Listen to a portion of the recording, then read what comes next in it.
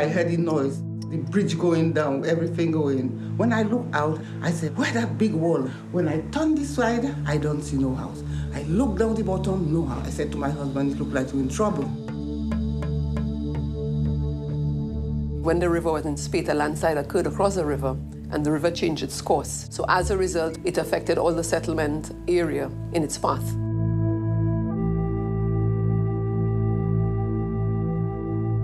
Coming inland, you were seeing the devastation, the landslides, the loss of roads, the loss of buildings, and of course the loss of life in the end. It was very traumatic for us, not just physically, but also emotionally, and of course eventually economically.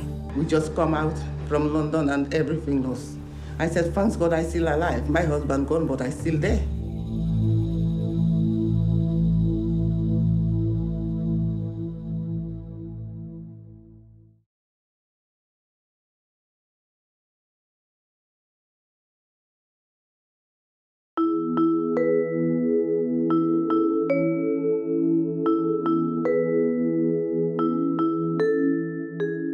We make decisions about risk in everything we do. Every time we build a school, a house, a bridge, we have the potential of putting population at risk.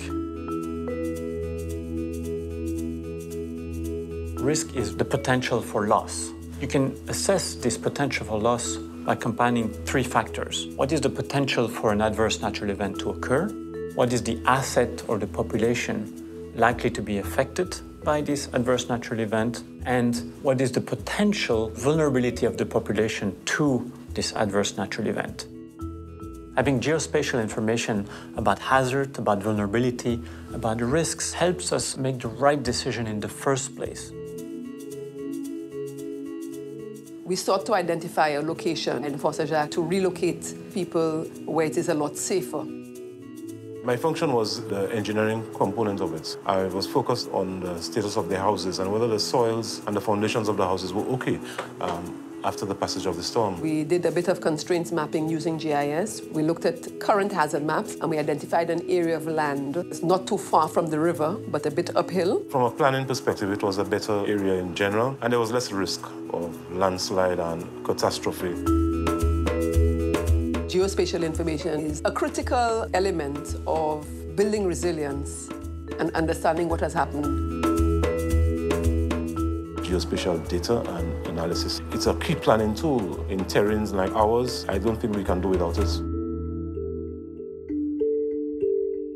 We have a lot of agencies in St. Lucia that need GIS information for the types of work that they do, but they don't have systems as yet. Data is not always easy to find. It's very often dispersed in many different ministries or in drawers of private consultants who have done one study or another. Many of the agencies believe that the data that they generate belongs to them, and therefore we had to show them the importance of data sharing. Through a project sponsored by the World Bank, we were able to implement the GeoNode. GeoNode is a platform to provide a medium for agencies that use geospatial information to share. And we can jointly use the information for better decision-making and planning on a regional basis. The GeoNode project is really about making life easier for everybody, practitioners, residents, and the ministry as a whole. Going forward, I see GeoNode being integrated in almost everything that we do. You know, I'd advise and encourage any island who does not have GeoNode to really get on board.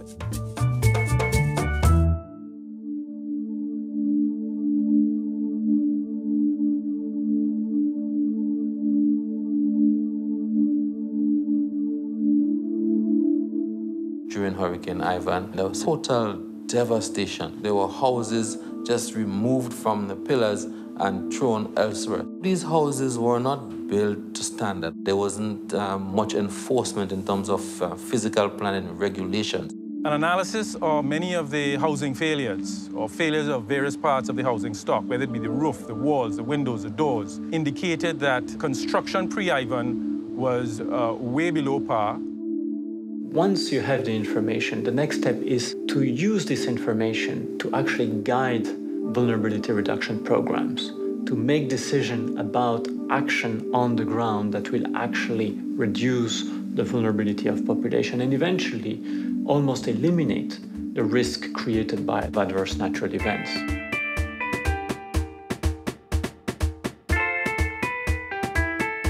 Grenada is now building climate-resilient infrastructure post-Hurricane Ivan.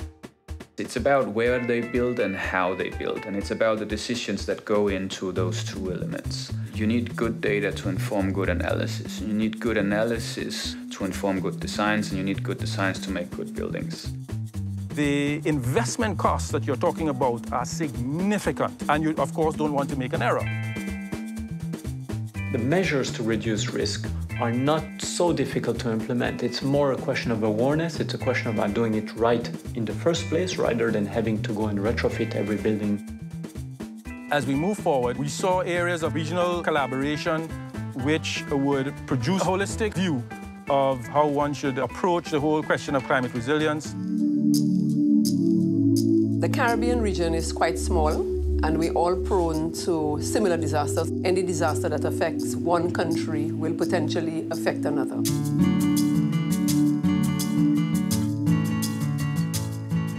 All these countries have similar problems. And so if they can all benefit from each other's experiences, if they can all benefit from pilots and investment program in other countries and see what works and what doesn't work, I think they will all move much further than if they do this work alone.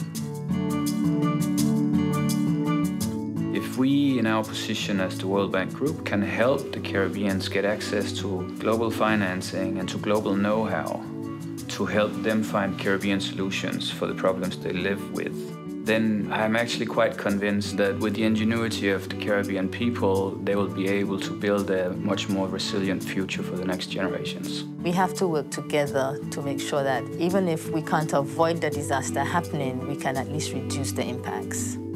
Without information, one is just working by trial and error. So it is important that we approach it, from a regional basis. It's important that we share information and learn from each other.